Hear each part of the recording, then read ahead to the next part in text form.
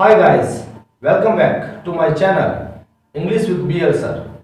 Friends, आज हम इस वीडियो में बहुत महत्वपूर्ण अंग्रेजी कहावतें, इंग्लिश इडियम्स का डिस्कस करने जा रहे हैं.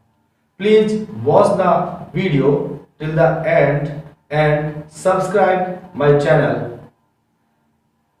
आज हम इस वीडियो में 10 महत्वपूर्ण अंग्रेजी इडियम्स का डिस्कस करेंगे.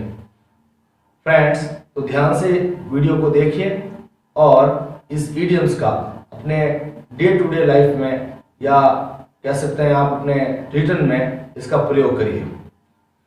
चलते हैं फ्रेंड्स, लेट्स गेट स्टार्टेड. सबसे पहला जो इडियम्स है, सुनिए ध्यान से. ब्लू ब्लड पहला इडियम्स है जिसका वर्ड है ब्लू ब्लड. अब कंफ्यूज मत होइए, यहाँ पे ब्लू का मतलब नीला या ब्लड का मतलब खून, तो नीला खून तो नहीं है. यहाँ पे अर्थ हुआ है ब्लू ब्लड का मतलब उच्च कुलीन, जिसको हम अंग्रेजी वाक्य एक अंग्रेजी और वर्ड में कह सकते हैं एरिस्टोक्रेट. तो ब्लू ब्लड जिसका अर्थ हुआ है उच्च कुलीन. चलते हैं इसको एक वाक्य में प्रयोग करते हैं.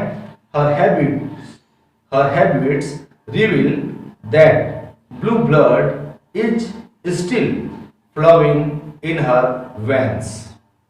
वाक्य का हिंदी अर्थ है कि उसकी आदतें प्रकट करती है कि अभी भी उसकी नसों में उच्च कुलीन खून बहता है या बह रहा है. चलिए फ्रेंड्स, पहला वर्ड हुआ हमारा ब्लू ब्लड जिसका अर्थ आया उच्च कुलीन. चलते हैं next idioms. A snake in grass. दूसरा इडियम्स है अ स्नैक इन ग्रास, जिसका हिंदी अर्थ हुआ है आस्तीन का सांप, जिसको हम एक और वर्ड में कह सकते हैं एन अनरिकॉग्नाइज्ड एनिमी, मतलब एक छुपा हुआ दुश्मन, जिसको हम हिंदी में कहते हैं आस्तीन का सांप. तो वर्ड था हमारा अ स्नैक इन ग्रास, जिसका हिंदी अर्थ हुआ है आस्तीन का सांप. चलते हैं इसको वाक्य में प्रयोग करते हैं. Hey I think he is a snake in grass for us. वाक्य है कि मैं सोचता हूं कि वह हमारे लिए एक आस्तीन का सांप है. Hey I think he is a snake in grass for us. चलते हैं फ्रेंड्स, अगले वर्ड का डिस्कस करते हैं. At daggers drawn.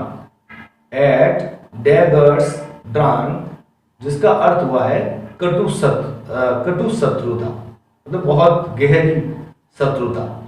वैसे डैगर का मतलब होता है कटार, तो पूरे वर्ड यानी कि पूरी इडियम्स एट डैगर्स ड्रॉन का मतलब हो गया कटु शत्रुता, बहुत गहरी शत्रुता.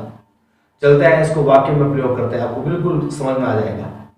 Japan and America were at daggers drawn in those days. Japan and America were at daggers drawn in those days. वाक्य का हिंदी अर्थ है कि जापान और अमेरिका उन दिनों में बड़े कटु शत्रुता पर थे, बड़ी उनके बीच में बहुत गहरी शत्रुता थी. चलते हैं फ्रेंड्स, हमारा तीसरा इडियम हुआ एट डैगर्स ड्रॉन, जिसका अर्थ आया है कटु शत्रुता. नेक्स्ट इडियम्स अ बर्निंग क्वेश्चन. बहुत छोटा सा और बहुत ज्यादा प्रयोग होने वाला एक इडियम्स है अ बर्निंग क्वेश्चंस, जिसका हिंदी अर्थ हम कह सकते हैं एक ज्वलंत पर्सन.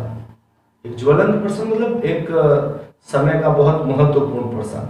तो बर्निंग क्वेश्चन मीन्स ज्वलंत पर्सन. चलिए इसको वाक्य में प्रयोग करते हैं. Pollution is a burning question in present era.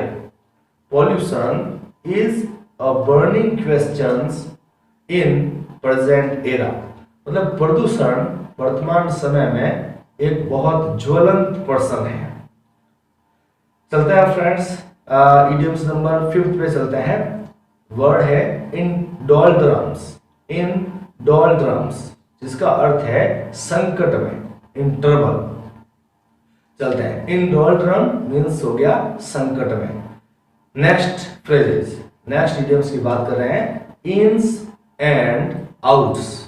Ins and outs, अब इसका मतलब बाहर या अंदर नहीं है, इसका अर्थ होता है सारा भेद जानने वाला, सारे सीक्रेट्स जानने वाला व्यक्ति। इन्स एंड आउट्स, सारा भेद जानना। चलता है इसको वाक्य में प्रयोग करते हैं, आपको बिल्कुल समझ में आ जाएगा। Sachin Tendulkar knows the ins and outs of cricket.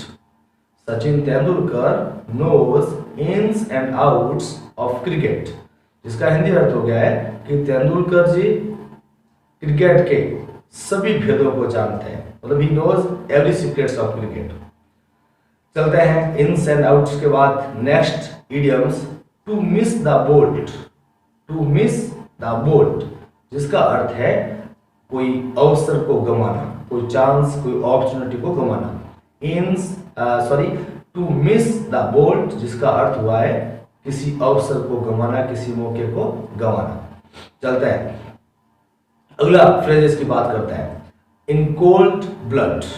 In cold blood, जिसका हिंदी अर्थ है निर्दयता से।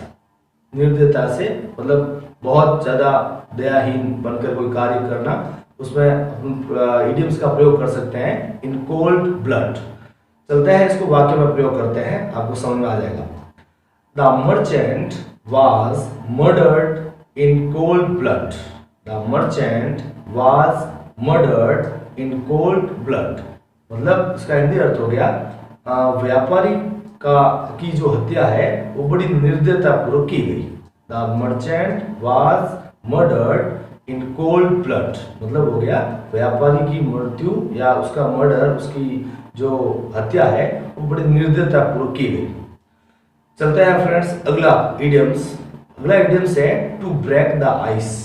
टू ब्रेक द आइस, जिसका अर्थ होता है चुप्पी तोड़ना। यहाँ पे ब्रेक द आइस कोई बर्फ तोड़ना नहीं है, अर्थ है इसका चुप्पी तोड़ना। बहुत अच्छा सा इडियम्स है टू ब्रेक द आइस, मतलब हो गया चुप्पी तोड़ना। जैसे इसको वाक्य में प्रयोग करते हैं। No one dared to talk, at last I broke the ice. No one dared to talk, at last I broke the ice. मतलब किसी की हिम्मत नहीं हुई बात करने की और अंतिम तौर से मैं चुप्पी तोड़ता। I broke the ice. चलते हैं सबसे लास्ट और आज का अंतिम जो 10th नंबर इडियम्स है उसकी बात करते हैं। ब्लैक सीप। ब्लैक सीप, अब यहाँ पे ब्लैक शिप का मतलब कोई काली सीप या काली भेड़ नहीं है। ब्लैक शिप का मतलब होता है एक अयोग्य व्यक्ति, अनवर्दी पर्सन। एक अयोग्य या कलंकित व्यक्ति के लिए हम इडियम्स का प्रयोग कर सकते हैं ब्लैक शिप। चलिए फ्रेंड्स, हमने 10 बहुत इंपॉर्टेंट इडियम्स का इस वीडियो में डिस्कस किया है।